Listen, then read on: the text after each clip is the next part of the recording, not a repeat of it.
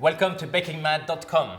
Today I'm going to show you how to make a great alternative Christmas cake. This is my special recipe, it's a chocolate Christmas cake.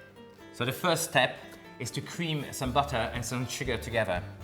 So I got 200 grams of unsalted butter, nice and soft, and I'm going to weigh in 100 grams of dark muscovado sugar, 50 grams of molasses. This is going to make our cake nice and dark and going to bring a beautiful treacle flavor. Right, that's perfect. Time to add our eggs.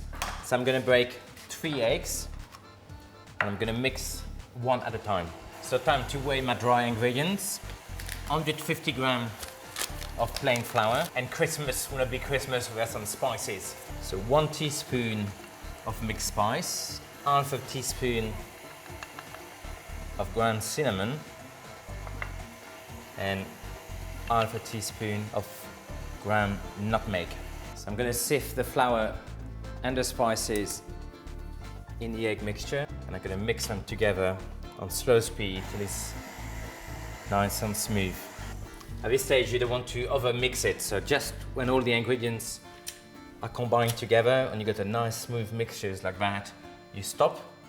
And now I'm going to melt some dark chocolates, and I need 175 grams, which I'm going to melt in a microwave. So I'm going to add the melted chocolate to our lovely mixture, and that's just a combination made in heaven. Lovely spices, beautiful sugars, and the dark chocolate. Time to add our fruit. Raisins and golden sultanas. We need a total of 400 grams, and they've been soaked overnight in 100 ml of orange liquor. So they're nice and plump.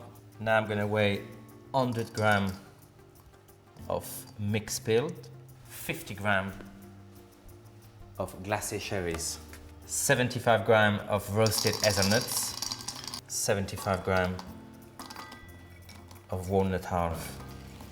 And finally, to add a bit of zest to our Christmas cake, the juice of 1 lemon.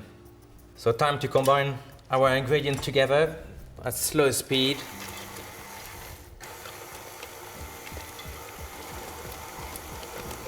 I don't want to over mix it because I don't want to crush the nuts on the cherries. I want to keep them nice and chunky.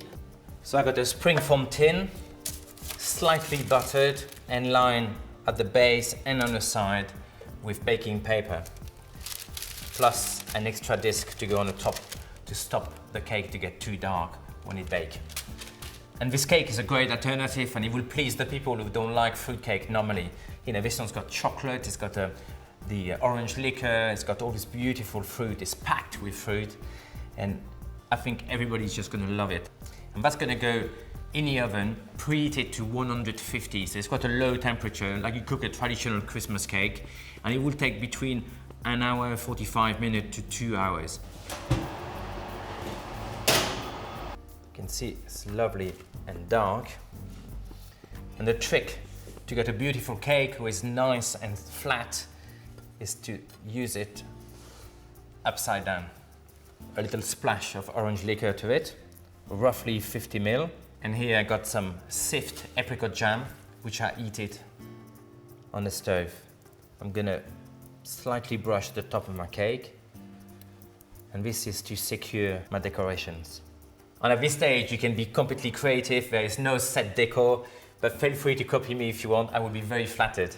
Some pecan half dried apricot, I've got some dried pitted prunes, and some beautiful candied slice of oranges, a few walnuts, some roasted hazelnuts, bright green, lovely peeled pistachios, and finally some lemon zest. And now to make it nice and glossy, I'm just gonna carefully brush all the fruit with the sift apricot.